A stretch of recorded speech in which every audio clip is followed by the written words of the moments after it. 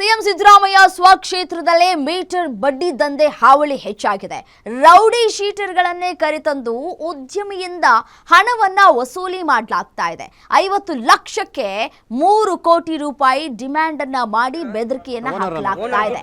Metre ಬಡ್ಡಿ ಹಾವಳಿಗೆ ಉದ್ಯಮಿ ಶ್ರೀನಿವಾಸ್ ಕಣ್ಣೀರನ್ನ ಹಾಕಿದ್ದಾರೆ.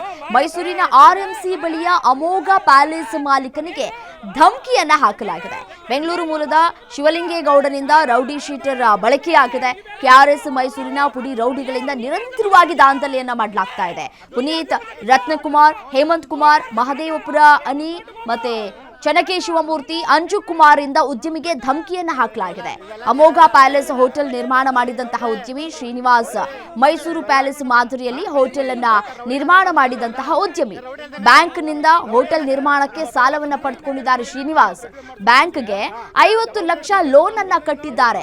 ಮಧ್ಯವರ್ತಿ ಶಿವಲಿಂಗೇಗೌಡ ಮತ್ತೊಂದು ಬ್ಯಾಂಕ್ನಿಂದ 10 ಕೋಟಿ ಲೋನ್ ಮಾಡಿಸೋದಕ್ಕೆ ಪ್ಲಾನ್ ಮಾಡಿದ್ದಾರೆ. ಈ ಸಂದರ್ಭದಲ್ಲಿ 10 ಕೋಟಿ ಲೋನ್ ಪಡೆಯೋದಕ್ಕೆ ಮೀಟರ್ ಬಡ್ಡಿ ದಂಧೆ ನಡೀತಾ ಇದೆ ಅಂತ ಹೇಳಿ ನಿರಾಕರಿಸಿದ್ದಕ್ಕೆ ಕೋರ್ಟ್ನಿಂದ ಹೋಟೆಲ್ ಪ್ರವೇಶಕ್ಕೆ ಸ್ಟೇ ತೆಗೆದುಕೊಂಡು ಬಂದಿದ್ದಾರೆ. ರೌಡಿ ಶೀಟರ್ ಧಮಕಿ ಹಾಕಿದ್ದಾನೆ. ಇನ್ನು ವಿದ್ಯಾರಣ್ಯಪುರ ಪೊಲೀಸ್ ಠಾಣಾ ವ್ಯಾಪ್ತಿಯಲ್ಲಿ ನಡೆದಿರುವಂತಹ ಘಟನೆ ಇದು.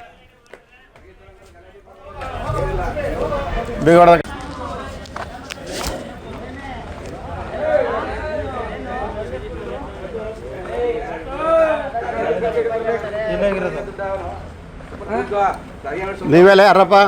ನೀವ್ಯಾರು? ಓನರ್ ಓನರ್ ದುಡ್ಡು ಕಟ್ಟು. ಮತ್ತೆ ಯಾರಿಗೆ ಯಾರು ದುಡ್ಡು ಕಟ್ಟೋದು? ಶಿವಲಿಂಗೇಗೌಡ ದುಡ್ಡು ಕಟ್ಟು. ಅವನುಂಟು ನಾವುಂಟು. ಮಾಡಪ್ಪ.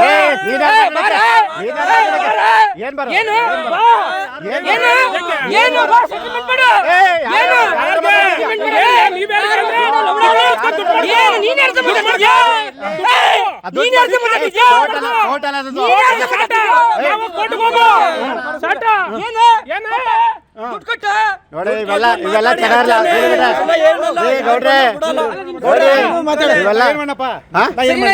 ರೌಡಿಗಳು ಕರ್ಕೊಂಡು ಮಾಡೋದಿಲ್ಲ. ರೌಡಿ ಅಂತಾನೆ ರೌಡಿ ಅಂತ